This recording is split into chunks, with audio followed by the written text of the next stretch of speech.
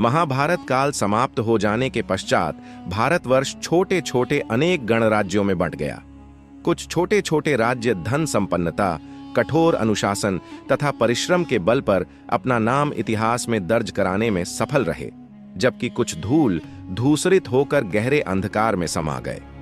सुखी और संपन्न राज्यों की श्रेणी में एक राज्य आता था जिसका नाम था प्रतापनगर। प्रतापनगर के मुसिद्ध राजा धनपाल के वंश की छठी पीढ़ी में हुए राजा वल्लभ की गणना अपने समय के प्रतापी राजाओं में होती थी। राजा वल्लभ बड़े न्यायप्रिय और प्रजावत्सल थे। उनके राज्य में एक प्राणी किसी दूसरे प्राणी पर अत्याचार करने का दुस्साहस नहीं कर सकता था। इसीलिए सिंह और गाय एक घाट पर पानी पीते थे। वे निर्धनों और निर्बलों की भरपूर सहायता करते थे। राज्य में सुख संपन्नता होने पर भी राजा वल्लभ को दुख इस बात का था कि उनकी कोई संतान न थो, किंतु इस दुख को उन्होंने प्रजा को ही अपनी संतान समझकर मिटा दिया था। राजा वल्लभ अपनी रानी के साथ वाटिका में घूम रहे थे।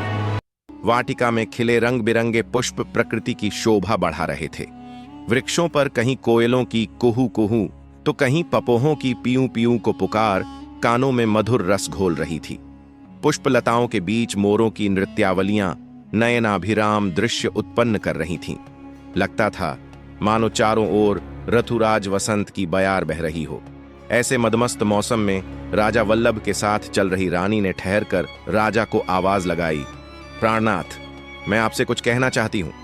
कहिए महारानी। राजा वल्लभ परिहास करते हुए बोले, हम यहाँ एकांत में आपके साथ इसीलिए तो हैं कि आप हमसे कुछ कहें। बात यह है स्वामी, रानी संकोचवश हिचकिचाई कि आप संकोच क्यों कर रही हैं? राजा वल्लभ ने रानी का साहस बढ़ाया, किंतु पहले बताइए कि हर्ष का विषय है या शोक का? विषय तो हर्ष का हो है, किंतु क्या किंतु? जो भी बात है निसंकोच कहिए। प्राणेश्वर, रानी गंभीर स्वर में बोली, आप प्रायः इसलिए चिंतित रहते हैं न कि हमारे यहां कोई संतान नहीं है। महारानी, यह बात हमें चिंतित नहीं करती, क्योंकि अपनी प्रजा में ही अब हम संतान के दर्शन करने लगे हैं। ऐसा कहकर राजा बात को टालने की कोशिश कर रहे थे। रानी ने महाराज के मुख को ताकते हुए कहा, अब आपको इस तरह स्वयं को छलावे में नहीं रखना होगा, क्योंकि मैं शीघ्र ही आपकी संतान को जन्म देने वाली हूं।